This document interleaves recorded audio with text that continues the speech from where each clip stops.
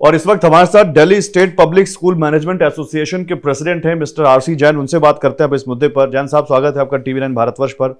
जैसे मैं आपसे सबसे पहले पूछूं तो कुछ टीचर्स ने शिकायत की है कि स्कूल उनको जो ऑन पेपर सैलरी दिखाते हैं वो उतनी उनके हाथ में आती नहीं है। उनसे चेक साइन करा लेते हैं, उसके जरिए उसमें से कुछ हिस्सा निकाल लेते हैं या फिर उनसे कैश ले लेते हैं।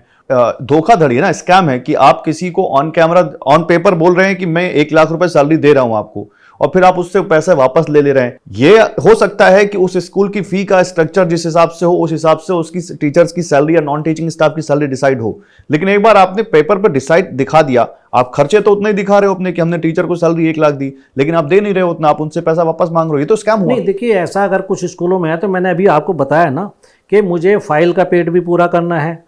मुझे अधिकारी जो है ना, जब मेरी इंस्पेक्शन करने आते तो मुझे शो करना पड़ता है, नहीं तो कहेंगे आप सैलरी पूरी नहीं दे रहे, आपकी रिकग्निशन क्यों ना विड्रॉ कर ली जाए।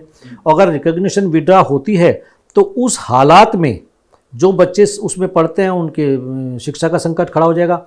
और ये सारी चीज़ें टीचर आज बेशक शिकायत करे, पर उनको भी ये पता है कि मेरे स्कूल की कितनी फीस है, मुझे कितनी इससे मिल सकती है। नंबर 2, एक क्लास में मैक्सिमम 40 बच्चे होते हैं, जिसमें 10 बच्चे EWS के होते हैं। अब 30 बच्चों से आप कितनी फीस ले सकेंगे जो पूरी सैलरी दें? गवर्नमेंट का अपने एक स्कूल पे 7,500 रुपये खर्च आता है पर मंथ। कितने स्कूल ऐसे जो इतनी फीस लेते हैं?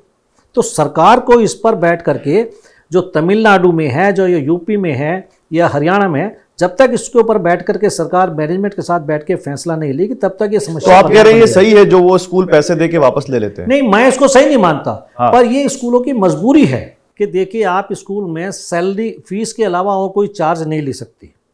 अब उस फीस में से ही आपको बाकी खर्चा भी बियर करना है।